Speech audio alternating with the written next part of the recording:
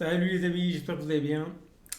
Victoire du Barça 4-3 contre le Real Madrid au terme d'un classico quand même très très très très chaud. Donc le Barça, je pense que là maintenant c'est bon, ils ont dû gagner le championnat. À part s'ils font vraiment un gros choke, le championnat est gagné. 7 points d'avance sur le Real Madrid à 3 points de la fin du championnat. Ça a été un super match. Après, il y a eu encore une fois, et comme toujours, un arbitrage qui a été vraiment nul, dans les deux sens, hein. Je veux dire que ce soit du Real Madrid ou du FC Barcelone, même si je pense que le Barça a beaucoup plus à se plaindre de l'arbitrage que le Real Madrid. Mais globalement, ça a été un match qui a été maîtrisé par les Blaugrana.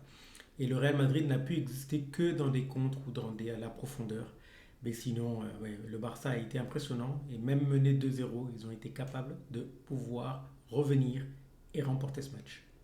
Déjà, revenir de deux buts dans un classico, il faut le faire. Et l'équipe du Barça, c'est qu'ils ont été capables de le faire plusieurs fois cette saison, mener deux buts ou un but alors qu'il reste peu de temps. Mais là, il restait tout le match. Donc première action, déjà en fait il y a un penalty, donc Mbappé marque. Après, encore une fois, il y a un mauvais alignement de la défense du Barça. Mais c'est leur jeu en fait, ils prennent trop de risques et si ça passe pas, bah ça passe pas quoi. Mais après, ouais, globalement, ils ont quand même bien joué, ils sont quand même bien revenus, ils ont mis un but, ils ont mis un deuxième but de Yamal. Enfin, le but de Yamal, il est incroyable. C'est vraiment l'action quand Pedri il rentre un tout petit peu dans la défense, il fait la passe à Olmo, Olmo qui décale pour Yamal, qui frappe en première intention. Yamal, il est exceptionnel parce que il est toujours là quand son équipe a besoin de lui.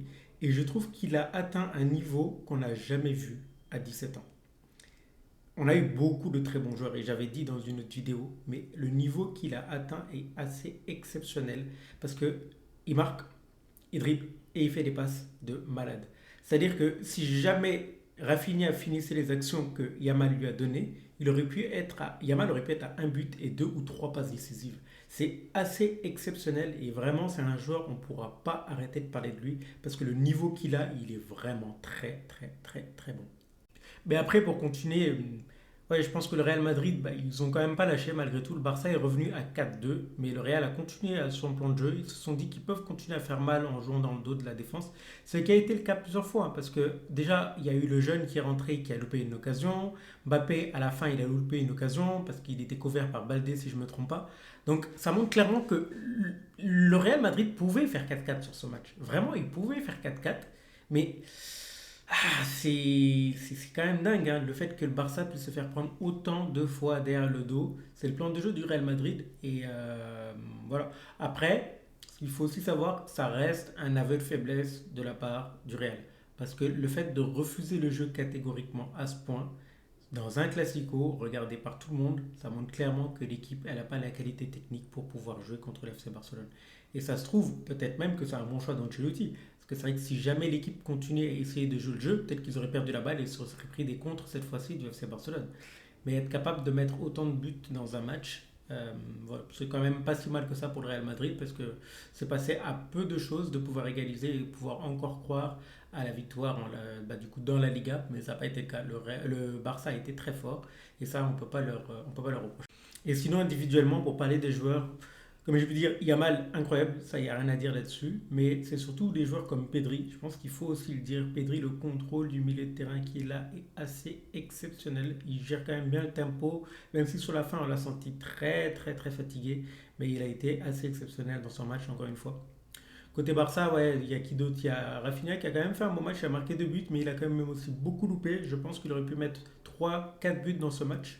Mais voilà, manque de lucidité, mais après on va pas dire le contraire sur le fait que les joueurs sont assez fatigués. Ils ont quand même beaucoup joué et je pense qu'ils peuvent manquer de lucidité du coup, sur la fin des matchs. Côté Real Madrid, on peut juste parler de Mbappé parce que je pense qu'à part lui, les autres joueurs ont quand même été vraiment en deçà. Ils étaient clairement pas au niveau. Mbappé, il a réussi à marquer ses occasions et même les fois où il a été hors jeu et qu'on a laissé l'action se terminer, il mettait dedans. C'est dommage que sur la fin, qu'il n'ait pas pu mettre son but parce que revenir à 4-4, ça aurait été exceptionnel et surtout une performance historique. Mettre quand même 4 buts dans un classico, dans un match où son équipe n'arrive à rien faire, mais que lui, au moment où il se présente à chaque fois devant les buts, il marque. Ça aurait été une superbe histoire. Parce que ça fait aussi un peu penser à la finale de la Coupe du Monde quand il met 3 buts mais son équipe perd. Enfin, ça a été la même chose aujourd'hui. Parce que bon, je pense que le Real Madrid a perdu la Liga. Mais globalement, solide performance de la part de Mbappé.